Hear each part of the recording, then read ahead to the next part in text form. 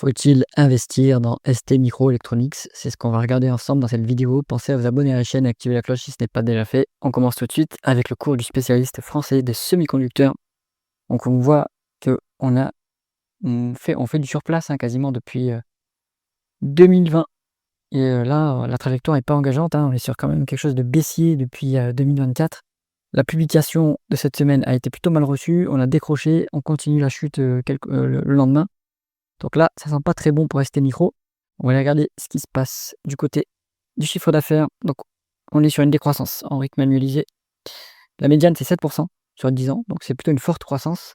Mais sur juin 2025, en 12 mois glissants, on est à -23. Donc forte décroissance. Un peu d'acquisition à signaler, hein, 1,4 $, mais c'est pas significatif quand on regarde la market cap. Donc là, c'est plutôt de la croissance ou de la décroissance organique. Bon, c'est pas flambant.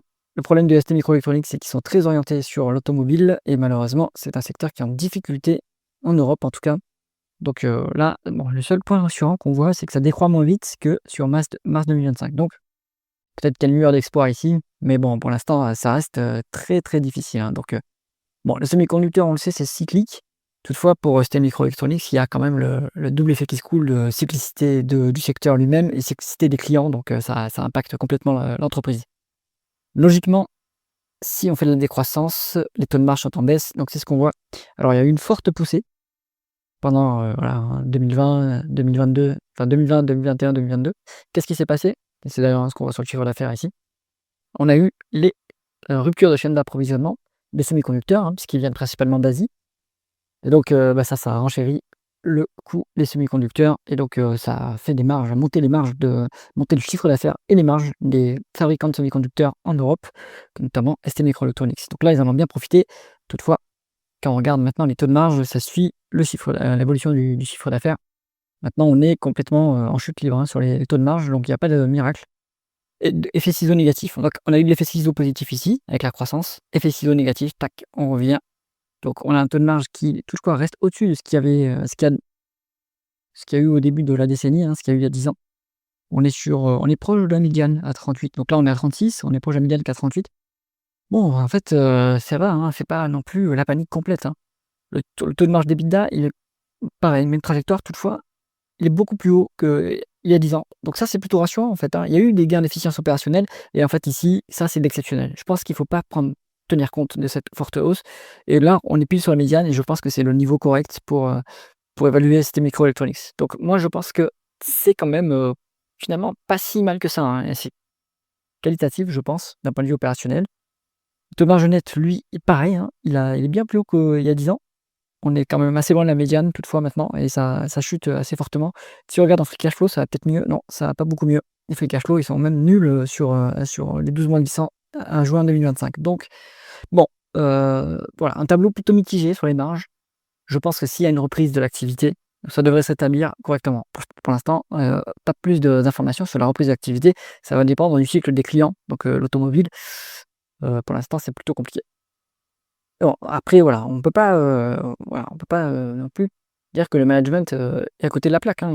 En période d'euphorie, ils ont quand même su tirer profit et faire monter les marges.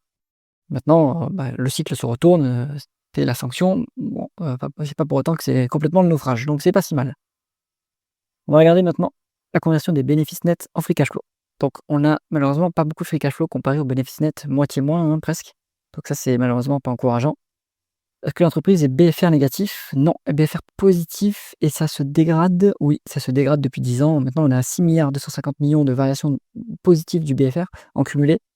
Donc ça vous a fait passer d'une entreprise qui était BFR, à mon avis, négatif, il y a quelques années, en tout cas il y a 20 ans peut-être, à une société qui est devenue maintenant, voilà, il y a quelques temps, jusqu'à 2019.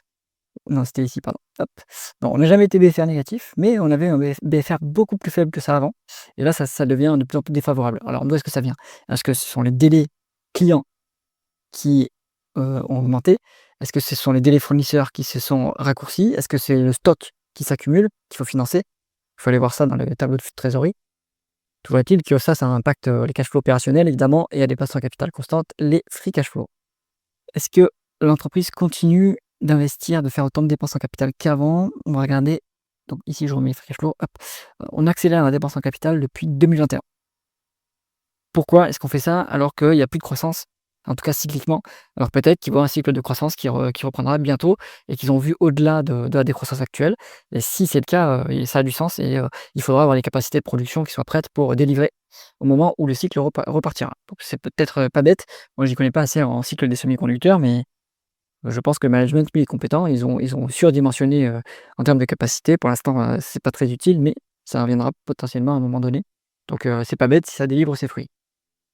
En Other Non-Cash Item, on a 5 000 000 de Other Non-Cash Items. Donc à quoi ça sert ça? Est-ce que ce sont les, alors pardon, là je me suis remis sur 10 ans, hein. Donc les Other Non-Cash Items, on en a pour 600 millions. Voilà, bon c'est pas énorme et donc on est sur une boîte qui, maintenant fait beaucoup de dépenses en capital, le double des dépréciations et amortissements, donc il continue à, éteindre l'appareil productif et ça vous explique une bonne partie des écarts d'acquisition, hein, des écarts par rapport au free cash flow. Et par rapport au bénéfice net, voilà, on a 28 000 000 à peu près, donc vous faites 65 moins 28, on retrouve à peu près ça. Donc voilà, pour valoriser l'entreprise, il vaudra mieux utiliser les free cash flow et malheureusement, comme les free cash flow sont plutôt bas, ça va faire sortir un multiple de free cash flow qui va être élevé malheureusement. On pourra utiliser aussi la valeur d'entreprise sur EBITDA. Si l'entreprise est cash net, on peut utiliser directement la market cap pour la valorisation. On va aller regarder ça. D'abord, le rendement des capitaux investis, donc la rentabilité opérationnelle. On est sur 12 en médiane, ce qui est plutôt correct, hein. À l'heure actuelle, c'est le naufrage complet. On est à 3 en rendement des capitaux investis. Donc là, pareil, la rentabilité s'effondre, hein, évidemment. Bas de cycle, en bas de cycle. Dans les pires moments du cycle, hein, en 2016 par exemple, on était à 1,7. Donc on a déjà vu des moments comme ça, et ça s'est repris derrière. Donc à mon avis, il n'y a pas péril dans la demeure. Surtout que si je me souviens bien, l'entreprise est cash net. Ouais, c'est bien le cas. Donc voilà, ST Micro, cyclique, on est en bas de cycle actuellement, on a de la trésorerie pour voir venir, donc ça c'est impeccable. Cette trésorerie, elle dégage des intérêts de placement, donc ça accélère depuis 2022 puisque les fonds, les taux monétaires ont commencé à monter. Donc on peut placer en Europe, en 2023-2024, on a pu placer peut-être 3,5-4%. Bon, maintenant c'est plus du 2,5, du 2% peut-être. Donc bon, ça rapporte toujours quelque chose, mais c'est pas forcément très utile en fait. Parce que, c'est de l'argent qui revient aux actionnaires et donc l'actionnaire, lui, il voudrait peut-être plus que du 2,5, il a besoin de placement de trésorerie, il peut le faire tout seul ça. Donc il a peut-être envie que le cash lui soit rendu pour le placer ailleurs, peut-être sur du 7-8% s'il fait de l'action, d'autres actions. Donc ce cash-là, il faudrait qu'il commence à l'éliminer un petit peu, à moins que je connais pas le modèle d'affaires de ST Micro, mais peut-être que ce sont des acomptes clients pour réaliser les contrats. Donc il faut aller vérifier comment ça marche, mais toujours est-il que ce cash, s'il appartient à ST Micro, il y a pas intérêt à conserver autant de trésorerie. La rémunération de l'actionnaire, hein. Hop, on va se mettre les free cash flow et dividendes, ainsi que les actions en circulation et le rendement de l'actionnaire. Alors, il y a pas de free cash flow à 12 800, donc là, c'est la dépense en capital, hein, qui a fortement monté. On a 321 millions de dividendes sur les 12 derniers mois, on a 0 de free cash flow, donc ça veut dire qu'on a pioché dans la trésorerie. Bon, voilà, la trésorerie, elle est copieuse, hein, donc on peut piocher dans la trésorerie sans problème. Donc ce dividende, en fait, il est sûr, hein, il est sécurisé pour quelques exercices, hein. Si on fait le calcul, là, vous versez 320 millions, vous avez une trésorerie nette de 2,6 milliards. Bon, vous en avez quand même pour plus de 8 ans, hein, quelque chose comme ça, 8-9 ans de dividendes en stock. Donc, il n'y a pas de panique sur ce niveau de dividendes. Quand les free cash flow repartiront, si on normalise en plus les free cash flow, ils sont, à mon avis, relativement corrects, hein. Si vous normalisez, c'est 780 millions. Donc, vous êtes à un payout ratio de 50%, un peu moins, par rapport à la médiane de free cash flow sur 10 ans. Sur 5 ans, elle a combien cette médiane? 1,2 milliard, donc encore plus. Bon, c'est juste qu'on est en bas de cycle. Ce dividende, optiquement, il a l'air pas sécurisé, mais avec la trésorerie qu'on a, il y a pas de problème. L'entreprise a l'air de racheter des actions, enfin c'est un peu étrange ce qui se passe. Donc il rachète des actions et parfois il remet des actions en circulation. Bon, il faut voir, est-ce que les actions qui sont rachetées, elles sont annulées? Ça serait intéressant quand même et le rendement d'actionnaire qui est calculé par le logiciel nous donne 2,7%. Donc bon, ça c'est la somme, c'est le dividende et les rachats d'actions. Bon, on est sur quelque chose qui est correct, sans être incroyable, hein. Mais ça peut permettre de patienter si on veut jouer la reprise du cycle sur ST Micro. Alors, on est cash net, les free cash flow représentent mieux la, heu, la rentabilité de l'entreprise. Donc on va regarder en price to free cash flow, hop, on est, ouais, sur quelque chose qui part dans l'espace évidemment puisqu'on a 0 de free cash flow quasiment. Donc bon, en médiane, ça se paye toujours cher, hein, en fait, hein. ST Micro, il y a assez rarement des free cash flow, hein, 26,5, c'est une médiane qui est relativement élevée. À l'heure actuelle, donc 174, donc pas facile. On peut valoriser en valeur d'entreprise sur EBITDA, bien sûr. On est sur la médiane quasiment, hein, donc après, voilà, sur les quelques dernières années, ça n'a pas été facile, hein. Donc la médiane, elle est plutôt basse. Elle est plutôt à 6 sur 3 ans. Là, ça se reprend quelque peu. Je pense que le marché anticipe une reprise du cycle. Mais si on prend une médiane, très long terme, sur 20 ans, c'est 6,9, ouais, c'est pas fantastique et sur 10 ans, là, c'est un peu plus, c'est 7,6. Bon, ST Micro, vous le voyez très bien, hein, c'est hyper cyclique.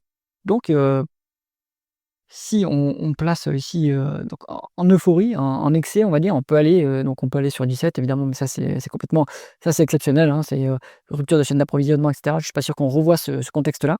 En revanche, viser un 10 fois ici, ça me semble pas hors d'atteinte, hein, et dans ce cas, ça vous donne quand même, 20 de potentiel là-dessus et donc le marché a commencé à réévaluer un peu l'entreprise.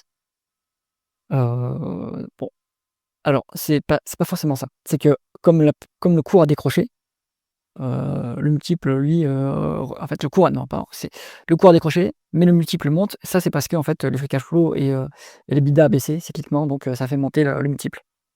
Donc difficile à dire si c'est un bon timing. Peut-être qu'on peut attendre d'avoir un meilleur timing sur ST Micro, peut-être attendre de revenir sur la médiane et puis, je pense que là, après ça peut être intéressant, hein. Voilà. Donc, ST Micro, je pense qu'il est encore un peu tôt, mais ça se met en watchlist, hein. C'est tout à fait intéressant. Le secteur des semi-conducteurs, c'est un secteur qui est porteur. Donc pour moi, il y a pas de problème de qualité sur ST Micro. C'est uniquement leurs débouchés qui sont un peu en difficulté, hein, avec leurs clients qui ne vont pas très fort. J'espère que cette analyse vous a intéressé. Si c'est le cas, mettez un pouce vers le haut et pensez à vous abonner à la chaîne. À bientôt.